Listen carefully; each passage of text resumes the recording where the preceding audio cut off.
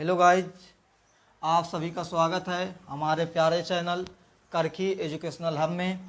जैसे कि आप सभी को पता है कि इस चैनल पे क्लास 10 मैथ और साइंस और इंग्लिश क्लास 11 और 12 केमिस्ट्री इस चैनल पे प्रसारित की जा रही है।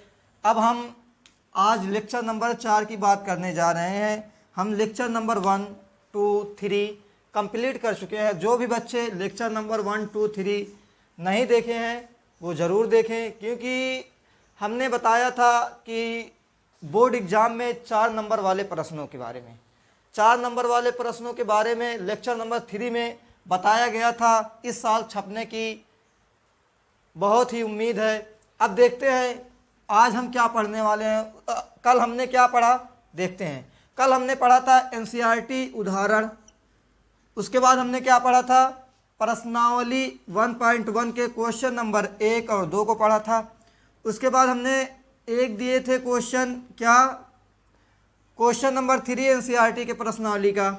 उसके बाद देखिए आज हम पढ़ने वाले क्या हैं इसके बारे में थोड़ा सा जान लेते हैं। आज हम पढ़ने वाले हैं प्रश्नावली 1.1 का पूरा प्रश्न हल करेंगे। उसके बाद आभाज्य गुणनखंड के बारे में पढ़ेंगे। उसके बाद हम क्या पढ़ेंगे, एलसीएम और एचसीएफ।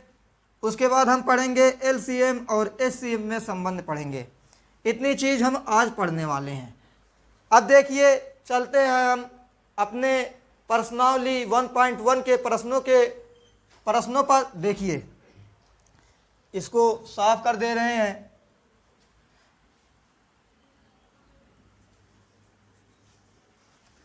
तीन क्वेश्चन हो गए थे। आज हम चौथे क्वेश्चन पे चलते हैं।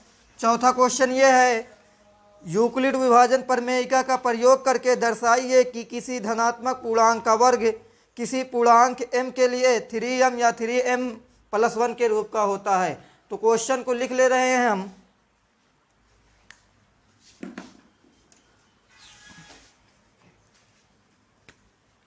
क्वेश्चन नंबर 4 है, क्या है, देखिए यूक्लिड विभाजन प्रमेयिका का प्रयोग करके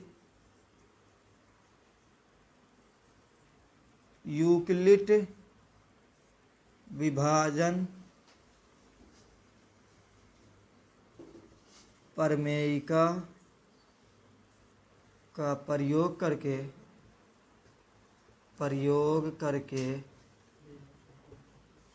यूक्लिड विभाजन प्रमेयिका का प्रयोग करके दर्शाइए कि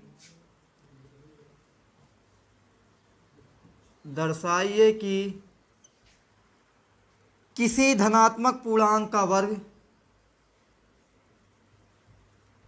किसी पूर्णांक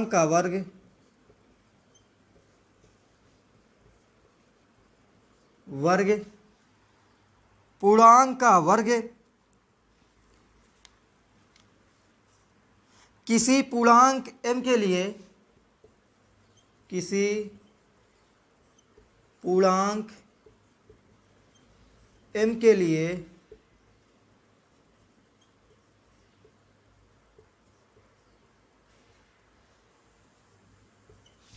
के लिए क्या है, 3m या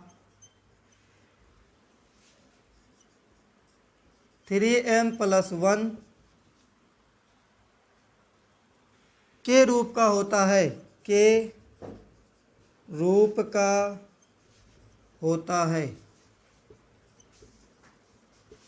तो हम लेक्चर नंबर 2 में आपको बताए थे यूक्लिड विभाजन प्रमेयिका क्या होती है, उसके बारे में पूरी जितनी डिटेल थी यूक्लिड विभाजन प्रमेयिका की सब बता दिए थे। अब देखिए यूक्लिड विभाजन प्रमेयिका को, इस क्वेश्चन को हल करने से पहले किस तरीके से लिखा जाता है। बहुत से बच्चे ऐसे होते हैं जिनको यूक्लिड विभाजन प्रमेयिका आती है मगर उनको लैंग्वेज लिखने का सही तरीका नहीं मालूम होता है। तो हम इसमें लैंग्वेज भी सिखाएंगे और किस तरीके से लगाया जाता है इसको भी सिखाएंगे। चलिए हम चलते हैं हल पे। पहले आप इस तरीके से लिखेंगे हल।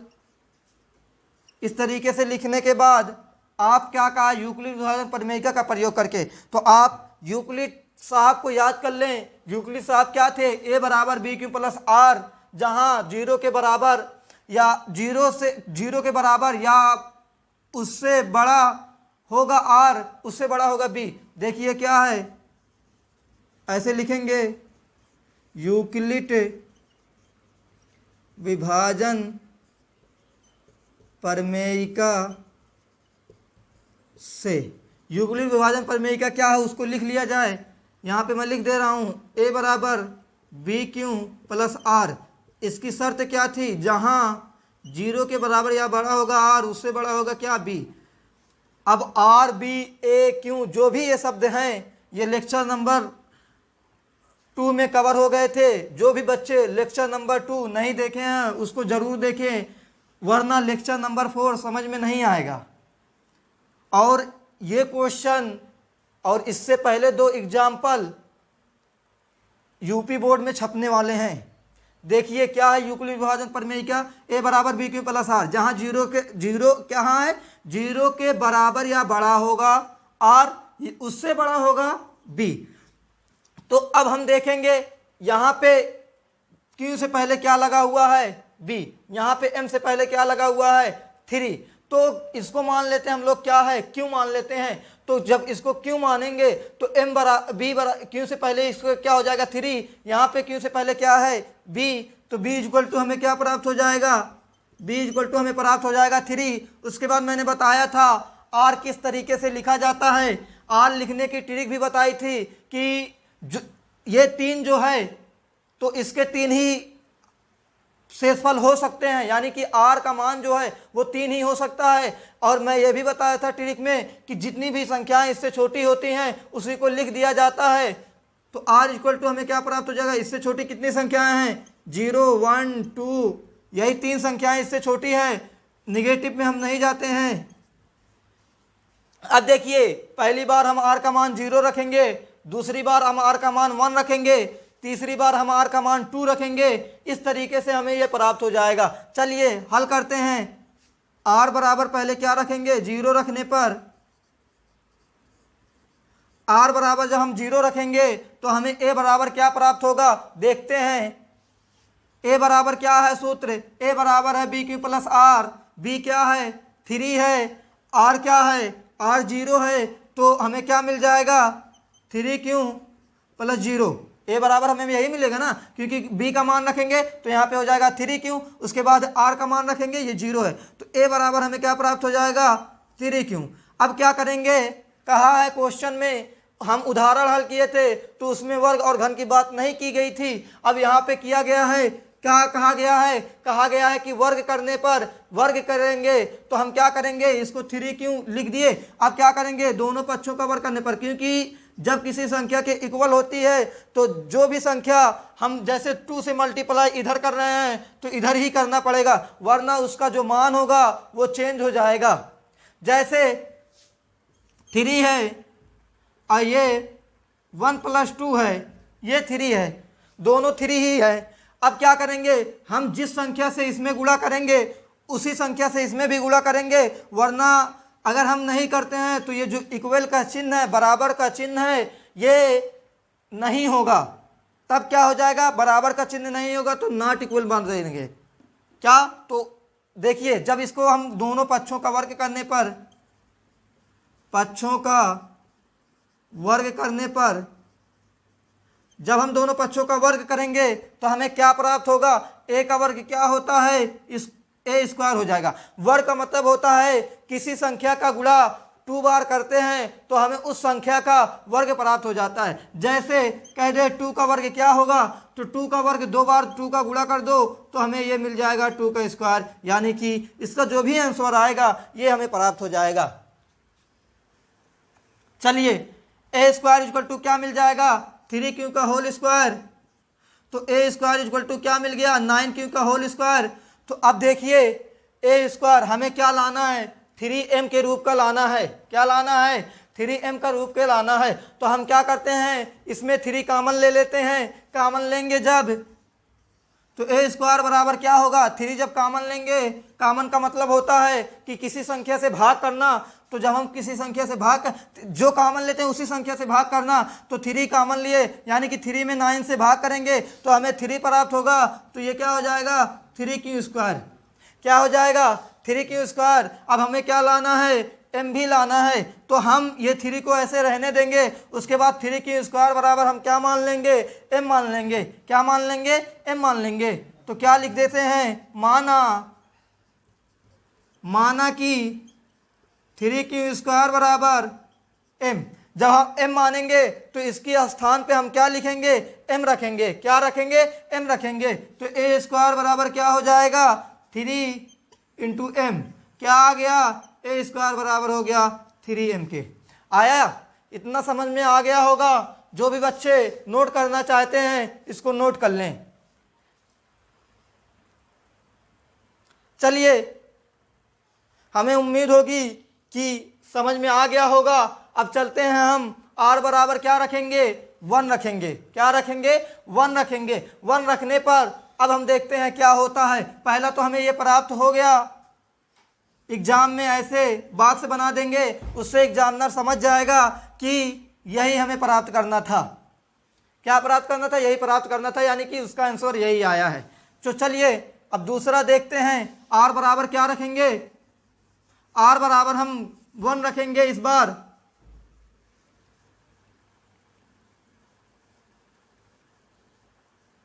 r बराबर जब हम 1 रखेंगे तो क्या हमें मिलेगा, r बराबर 1 रखने पर लैंग्वेज लिखना बहुत ही जरूरी होता है। अब तो a बराबर क्या होगा, b का मान 3 ही है, तो a बराबर क्या हो जाएगा, 3q और +1। a बराबर हम लिख दे रहे हैं डायरेक्ट, क्या 3q + 1 हो जाएगा। तो अब क्या करेंगे, जिस तरीके से उसमें वर्क किए थे सेम प्रोसेस इसी में भी करेंगे। क्या करेंगे, दोनों पक्षों का वर्क करने पर, दोनों पक्षों का वर्ग करने पर, जब हम दोनों पक्षों का वर्ग करेंगे तो हमें मिलेगा a का वर्ग और 3q + 1 का वर्ग।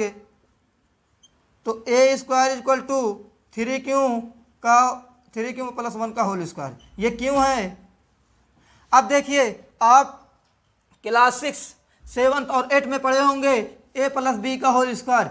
ये गांव के जो पढ़े लिखे होते हैं ये क्वेश्चन जरूर पूछते हैं।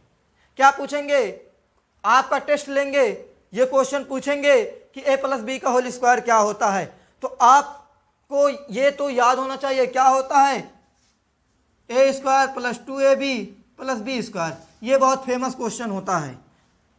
तो अब हम जब करेंगे a स्क्वायर रखेंगे, इसको मान लेते हैं a, इसको मान लेते हैं b, तो हमें a स्क्वायर का मान रखेंगे। क्या a स्क्वायर इक्वल टू क्या आ गया, इसको माने हम a, 3q का होल स्क्वायर। उसके बाद क्या होता है 2ab, 2 इंटू इसका मान a है 3q इंटू उसके बाद क्या है a है, b है, b का मान 1 है, उसके बाद b का होल स्क्वायर। तो हमें क्या मिल जाएगा, a square equal to 9q का होल स्क्वायर + 6q + 1, ये मिल जाएगा। उसके बाद हम क्या करेंगे, हमें क्या लाना है, उसके बाद क्वेश्चन पे चलते हैं। लाना है 3m + 1, तो हम इतने में क्या कॉमन ले लेंगे, 3 कॉमन ले लेंगे। क्या कॉमन ले लेंगे, 3 कॉमन लेंगे। तो हमें क्या प्राप्त होगा, देखते हैं। तो क्या प्राप्त होगा, a स्क्वायर इक्वल टू 3 जब कॉमन लेंगे तो इसमें 3 कॉमन हो गया। उसके बाद कॉमन का मतलब मैं इससे पहले भी बताया कि भाग होता है, तो इसको जब भाग करेंगे वो हमें प्राप्त हो जाएगा 3q स्क्वायर। उसके बाद प्लस, उसके बाद क्या मिलेगा 2q, उसके बाद +1, यही मिला।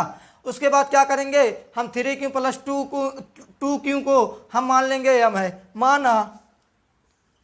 माना कि 3q स्क्वायर + 2q बराबर m। तो अब हम क्या करेंगे, 3q स्क्वायर + 2q की जगह पे क्या रख देंगे, हम स्थान पे m रख देंगे। तो हमें क्या प्राप्त हो जाएगा, a square equal to 3m + 1। तो हमें क्या प्राप्त हो गया, a square equal to 3m + 1। ये आपका क्वेश्चन खत्म हो गया। चौथा क्वेश्चन खत्म हो गया। जो भी बच्चे नोट करना चाहते हैं नोट कर लें। चलिए अब हम अगले क्वेश्चन पे चलते हैं। एनसीईआरटी का 5वां क्वेश्चन, लास्ट क्वेश्चन 1.1 का। उसके बाद हम पढ़ेंगे आभाज्य गुणनखंड क्या होता है। सेम क्वेश्चन 5वां भी इसी तरीके का है, मगर यहाँ पे वर्ग था, वहाँ पे क्या कर दिया है, घन कर दिया है। केवल क्या कर दिया है, घन कर दिया है। तो घन भी करके देख लेते हैं क्या है क्वेश्चन, क्या है। इसको यहाँ पे घन लिखना है, उसके बाद ये थोड़ा सा प्रोसेस अलग है, तो उस क्वेश्चन को मैं नहीं लिखूंगा। उम्मीद है कि आप सभी के पास बुक होगी। जो भी बच्चे बुक नहीं लिए हैं वो बुक ले लें। अब क्या है, कहा है कि यूक्लिड, देखिए क्वेश्चन को पढ़ दे रहा हूं। क्या है, कह रहा है कि यूक्लिड विभाजन प्रमेय का प्रयोग करके दर्शाइए कि किसी धनात्मक पूर्णांक का घन, मैं क्या कहा था, वर्ग के स्थान पे केवल घन का उपयोग किया जाएगा। घन 9m प्लस 1 या 9m प्लस 8 के रूप का होता है। चलिए चलते हैं, यूक्लिड साहब को ऐसे रहने देते हैं क्योंकि यूक्लिड साहब ही इस चैप्टर के सबसे महान हैं। क्या हैं, सबसे महान इन्हीं साहब हैं, यूक्लिड साहब ही हैं।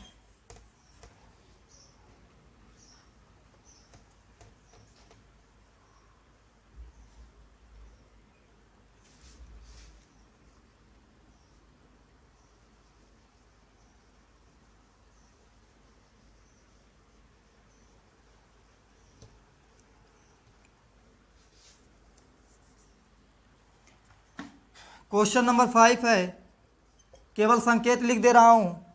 संकेत है घन का और दूसरा संकेत है 9m और 9m प्लस 1 और 9m प्लस 8, यही है जी, यही है, यही क्वेश्चन है।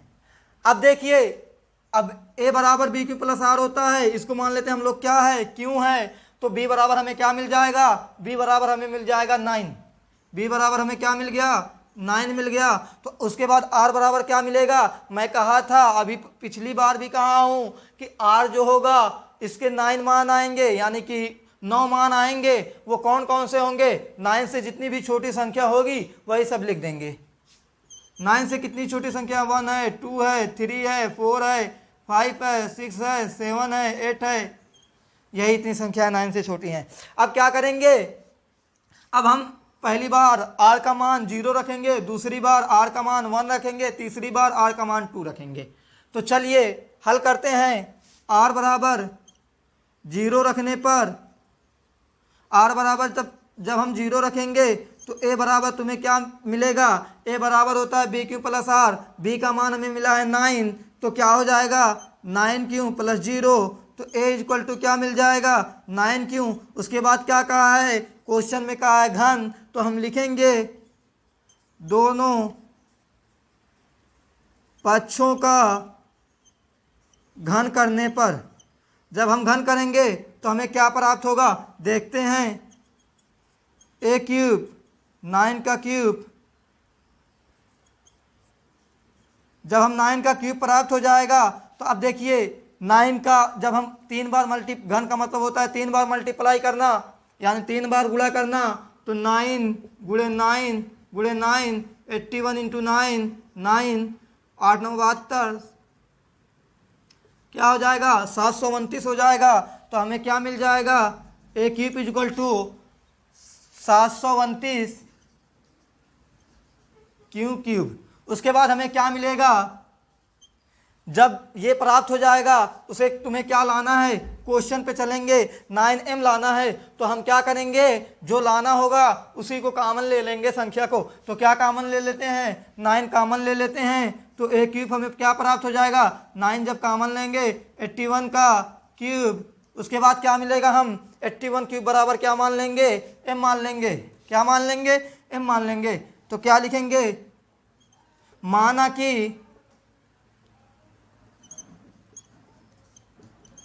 कि 81 क्यू क्यूब बराबर m। तो जब हम m मानेंगे तो हमें a क्यूब बराबर क्या हो जाएगा, 9m। तो a क्यूब बराबर क्या आ गया, 9m। ये हो गया पहला क्वेश्चन, यहाँ पे हुआ, इतना हुआ। अब दूसरा चलते हैं, इसको नोट कर लीजिए। अब r बराबर केवल क्या रखेंगे, हम रखेंगे r बराबर 1 रखेंगे। क्या रखेंगे? r बराबर हम जब 1 रखेंगे, चलिए पूरा साफ कर दे रहे हैं, क्योंकि आलसी हमारे पढ़ाई को खराब करती है, तो आलस नहीं करना है।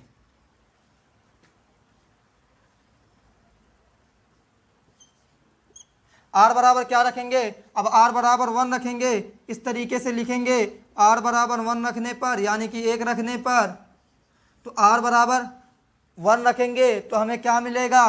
a बराबर हमें मिल जाएगा 9q प्लस 1। उसके बाद क्या करेंगे? दोनों पक्षों का घन करने पर जब दोनों पक्षों का घन करेंगे तो हमें मिल जाएगा a का क्यूब और 9q प्लस 1 का क्यूब। इसका सूत्र देख लीजिए, a प्लस बी का होल क्यूब का। इसका सूत्र लिख दे रहा हूं यहाँ पे। a प्लस बी का होल क्यूब बराबर क्या होता है? a cube plus b cube plus 3ab, एक कोष्टक में होता है a प्लस बी। ये याद होना चाहिए। इस क्वेश्चन के लिए यही सूत्र हम रख देंगे, क्योंकि 3 बार मल्टीप्लाई जब करेंगे तो उससे टाइम ज़्यादा वेस्ट होगा। इसलिए हम क्या कर रहे हैं कि इसी सूत्र के माध्यम से इस क्वेश्चन को हल करेंगे। देखिए ए क्यूब, क्या इसको मान लेते हैं, इसको मान लेते हैं अभी, तो क्या हो जाएगा? ए क्यूब 9q का cube plus b cube, b माने हैं 1, तो 1 का क्यूब प्लस क्या होता है? 3ab, 3 इंटू ए का मान आया है 9q, उसके बाद बी का मान आया है 1, उसके बाद क्या आया है? a plus b 3q plus 1। ये होगा जब इसको हल करेंगे, ए क्यूब बराबर क्या हो जाएगा? 9 का वर्ग यहाँ पे किए हैं, क्या प्राप्त हुआ है? 729, यानी कि 729 क्यूब प्लस 1 का क्यूब 1। उसके बाद इसका जब मल्टीप्लाई करेंगे 3 9 जा 27, यानी 9 3 27, 27 का 1 में गुणा करेंगे 27 ही आएगा, 27 क्यों। उसके बाद करेंगे 3q प्लस 1। जब इसका मल्टीप्लाई करेंगे, यहाँ पे जगह नहीं है, यहाँ पे कर दे रहे हैं, तो क्या आएगा? a क्यूब बराबर क्या हो जाएगा? 729 क्यूब प्लस 1 प्लस 27 में 3 का मल्टीप्लाई करेंगे 81 क्यू स्क्वायर प्लस 27 क्यों। आ रहा है समझ में ना? ये 27 क्यों है। अब देखिए तुम्हें क्या लाना है? 9m प्लस 1, 9m प्लस 1 लाना है। अब देखते हैं क्या कर लेंगे। ये जो इस तरीके से लिख ले रहे हैं इसको,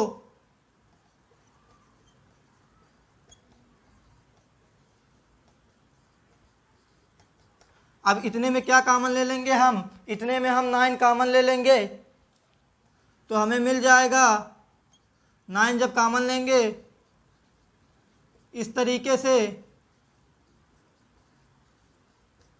तो जब ये कॉमन लिए, अब इसको क्या मान लेंगे हम? m मान लेंगे। माना कि 81 Q cube plus 9q square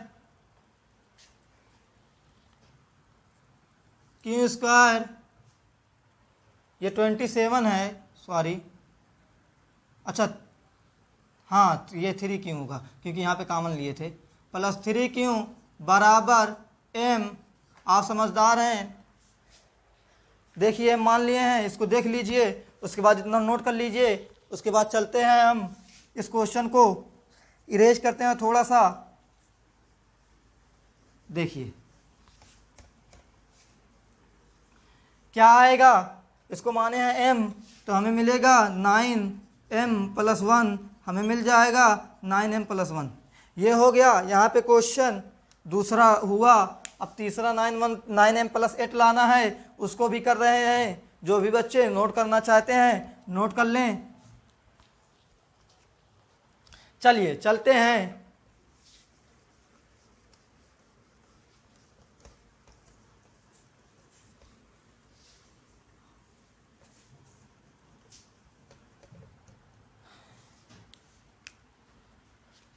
b बराबर 9 था, उसको थोड़ा सा इरेज कर दिए, 0 1 2 3 4 5 6 7 8। अब क्या रखेंगे, r बराबर 2 रखेंगे तो लिखेंगे मान r बराबर 2 रखने पर, जब 2 रखेंगे तो a बराबर हो जाएगा 9 क्यों प्लस 2। अब क्या करेंगे, दोनों पक्षों का घन करने पर तो हमें क्या प्राप्त हो जाएगा, a का क्यूब 9 क्यों प्लस 2 का क्यूब, फिर यही फार्मूला का यूज करेंगे तो a क्यूब, उसके बाद 9 का क्यूब प्लस 2 का क्यूब प्लस 3ab होता है, 3 इंटू 9 क्यों इंटू 2a प्लस b, यानी कि क्या है 9 क्यूब प्लस 2। जब इसको सॉल्व करेंगे आएगा 729 क्यूब प्लस 8, यह आ जाएगा 9 3 27 दूना 54 क्यों, उसके बाद 9 क्यूब प्लस 2, बचा हुआ है अभी क्या आएगा 729 क्यूब प्लस 8 प्लस 54 का जब 9 में गुणा करेंगे तो हम कर दे रहे हैं यहाँ पे 9 चौक 36 के 6 आता है 3 9 5 45 3 48, क्या आ गया 486 क्यू स्क्वायर प्लस 108 क्यों, इस तरीके से हो जाएगा।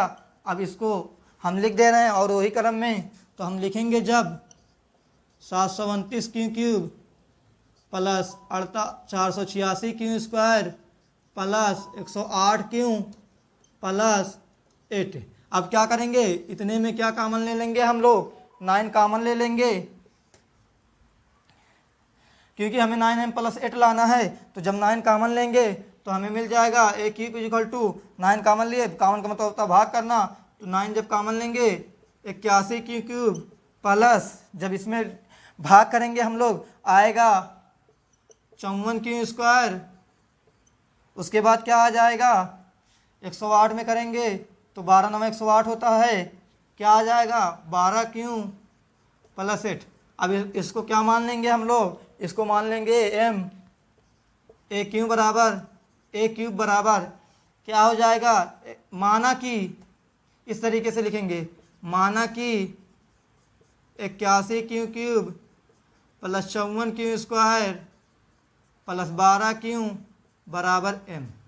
जब m रखेंगे तो हमें मिलेगा a क्यूब बराबर 9m प्लस 8, तो a क्यूब बराबर 9m प्लस 8, ये हमें प्राप्त हो गया, यानी कि 9m प्लस 8 प्राप्त हो गया। ये क्वेश्चन हो गया सॉल्व। अब जो भी बच्चे नोट करना चाहते हैं नोट कर लें, क्योंकि अब हम जा रहे हैं अगली टॉपिक पे। उस टॉपिक का नाम है आभाज्य गुणनखंड। आभाज्य गुणनखंड के बारे में हम चर्चा करने जा रहे हैं। हमें उम्मीद है कि क्वेश्चन नंबर 4 और 5 आप लोगों को समझ में आ गया होगा। यदि जो भी बच्चे के समझ में नहीं आया होगा वो कमेंट बॉक्स में ज़रूर लिख देगा, क्योंकि ये क्वेश्चन बहुत ही वीआईपी है, मोस्ट इम्पॉर्टेंट क्वेश्चन माना जाता है। चलिए लिखते हैं हम अगले क्वेश्चन। अगला हम करते हैं, क्या टॉपिक है हमारी, और जो भी बच्चे इस चैनल से पढ़ेंगे मेरी गारंटी है कि जितना मैं बता रहा हूँ उतना ही केवल पढ़ेंगे तो वो 95 यानी कि 95 से प्लस एबव मार्क यहाँ पे हासिल करेंगे। मैथ और साइंस, मैथ भी चलता है साइंस भी चलती है। चलिए चलते हैं। अब हमारी टॉपिक है आभाज्य गुणनखंड। क्या है आभाज्य गुणनखंड।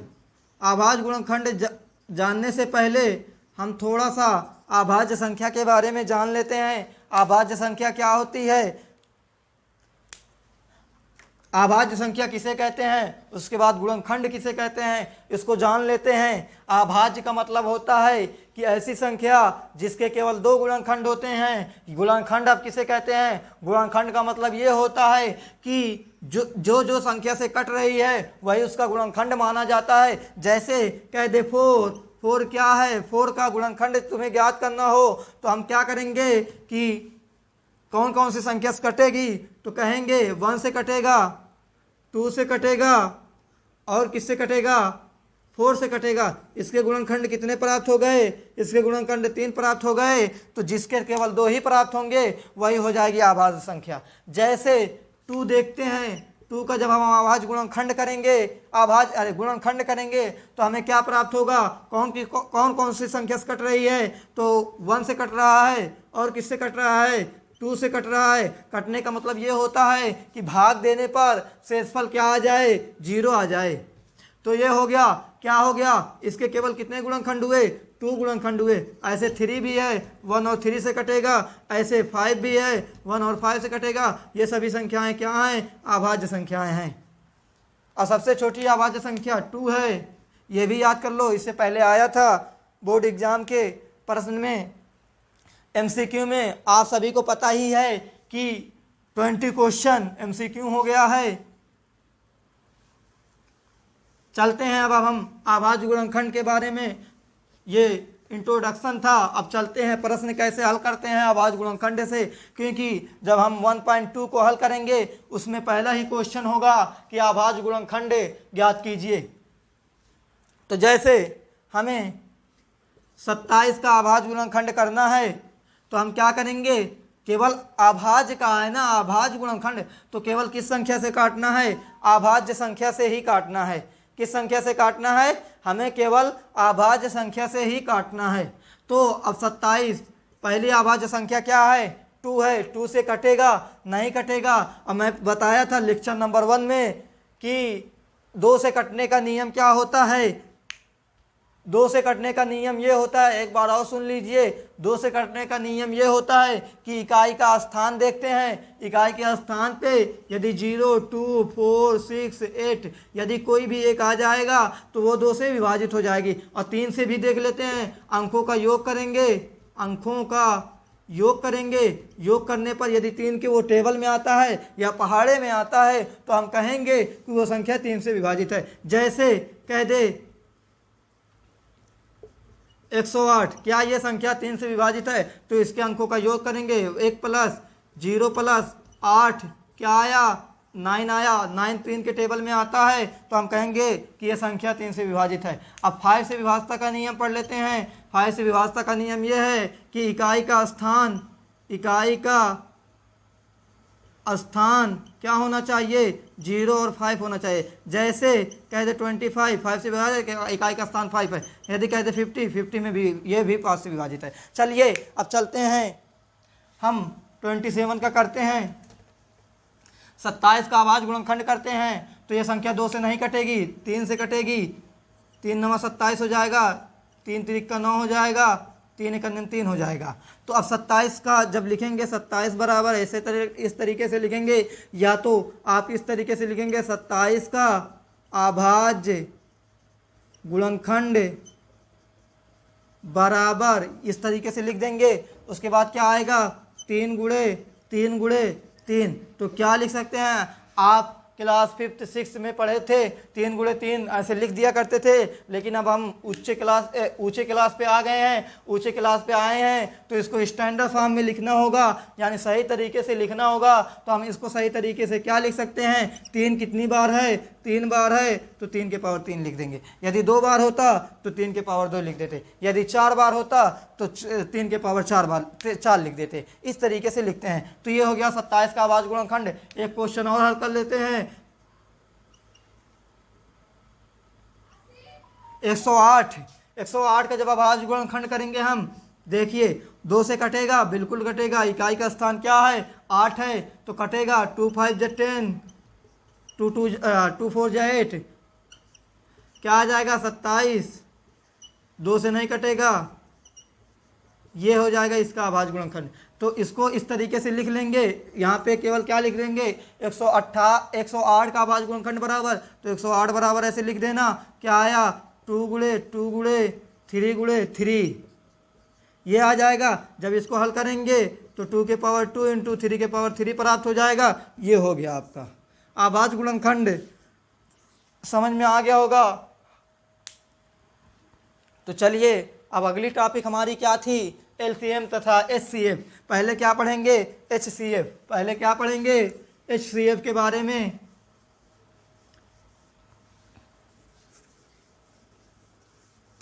यदि आपको वीडियो अच्छी लगे तो लाइक ज़रूर करें और शेयर भी करें।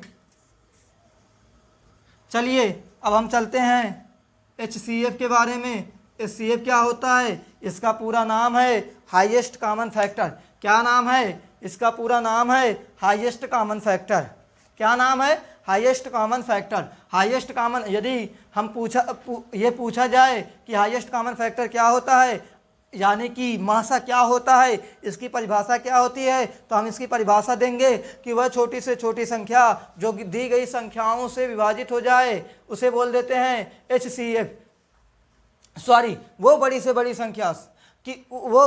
संख्या जो दी गई संख्याओं से विभाजित हो जाए, दी गई संख्याओं को विभाजित कर दे उसे एचसीएफ बोलते हैं। तो अब देखते हैं एचसीएफ क्या होता है। एचसीएफ निकालने की दो विधि है। पहली विधि है अभाज्य गुणनखंड विधि, जो पढ़े हैं।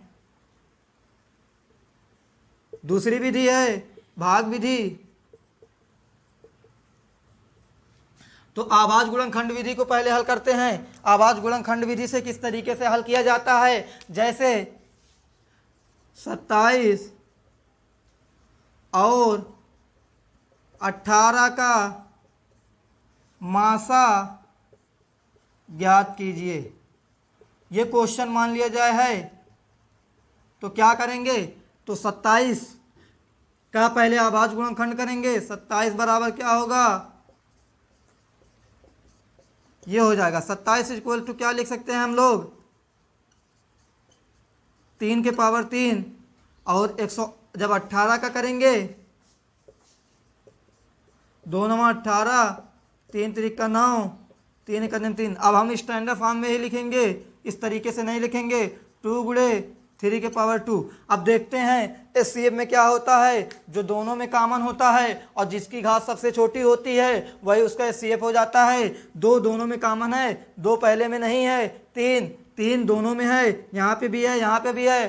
किसकी घात छोटी है, तो 2 की घात छोटी है कि 3 की, तो आप कहेंगे 2 की घात छोटी है। तो अब लिख दीजिए, क्या लिखेंगे 27 का 18 का एचसीएफ बराबर क्या आएगा 3 के पावर 2, इसका मान आएगा 9। अब इसी को भाग विधि से समझा दे रहा हूँ। भाग विधि से किस तरीके से लगाया जाता है। भाग विधि से पहले आप देखेंगे कि कौन सी संख्या छोटी है कौन सी बड़ी है। तो पहले आप कौन सी संख्या छोटी है उससे भाग देंगे, जो संख्या बड़ी होगी उसमें भाग देंगे। 27 और 18 में कौन सी छोटी है, तो 18 छोटी है, इस संख्या से भाग देंगे। कौन सी बड़ी है, 27 बड़ी है, तो इसी संख्या में हम क्या करेंगे, भाग देंगे। देखिए जब भाग देंगे तो हम 18 1 अन्य 18 कितना आएगा 9 शेषफल आ जाएगा। ये तो अभी हमारा कंप्लीट नहीं हुआ। जब तक कि हमें शेषफल 0 ना प्राप्त हो जाए तब तक हम इसको भाग देते जाएंगे। लेकिन अब किससे भाग देंगे, जो शेषफल आता है उसी से भाग दिया जाता है, और जिस संख्या में पहले से भाग दिए थे उसको पहले उसमें भाग देंगे, उस संख्या में भाग देंगे। जैसे अब करेंगे 18 को इसी संख्या से भाग दिए थे ना, 9 दूना 18, ये कट गया, शेषफल क्या आ गया 0 आ गया। तो हमें क्या प्राप्त हुआ, जो संख्या विभाजित करती है वही उसका एचसीएफ हो जाता है। यदि अभी भी नहीं करता, मान लिया जाए यहाँ पे कुछ शेषफल आ जाता, तो इस संख्या से भाग देते। अब किस संख्या में इसमें भाग देते थे उस संख्या को यहाँ पे लिख देते, तो जो भी आता। लेकिन यहाँ पे संतुष्ट कर दिया, तो हम करते हैं, इसको लिखते हैं 27 का 18 का एचसीएफ बराबर हमें क्या प्राप्त हुआ 9। तो ये हो गया, क्योंकि आप क्लास 6, 7, 8 में भी पढ़े होंगे HCF किस तरीके से ज्ञात किया जाता है, LCM किस तरीके से ज्ञात किया जाता है। तो हमें उम्मीद होगी कि आपको HCF जो है ये समझ में आ गया होगा। अब चलते हैं हम LCM पे। क्या चलते हैं? LCM पे चलते हैं। किस पे चलते हैं? LCM पे चलते हैं। यही क्वेश्चन है, कह दिया जाए कि LCM ज्ञात कीजिए। क्या कह दिया जाए? लासा ज्ञात कीजिए। यही क्वेश्चन है। 27 और 18 का LCM ज्ञात कीजिए। तो हम 27 और 18 का जब LCM ज्ञात करेंगे तो इसकी भी दो विधि है, आभाज्य गुणनखंड विधि, भाग विधि। यहाँ पे लिख दे रहे हैं LCM, क्योंकि वीडियो बहुत लंबी जा रही है तो आप क्लास 6, 7, 8 में भी पढ़े होंगे। केवल हमें यहाँ पे थोड़ा सा इंट्रोड्यूस कराना है। तो देख लीजिए क्या है 27 और 18 का। तो 27 का पहले आप गुणनखंड करेंगे इस तरीके से। 27 बराबर क्या लिखेंगे आप? 3 के पावर 3। और 18 का जब आप करेंगे इसी तरीके से तो 9, 3, 3, 1 क्या प्राप्त हो जाएगा? 18 में 2 के पावर 1 इंटू 3 के पावर 2। तो अब देखिए इसमें क्या देखना है तुम्हें कि पहले तो कॉमन वाला देखते हैं। कॉमन कौन है? तो कॉमन जो होगा उसी को पहले लिखेंगे। 3 के पावर 3 कॉमन है, उसके बाद इसमें जो सबसे बड़ी होगी उसी संख्या को लिखेंगे।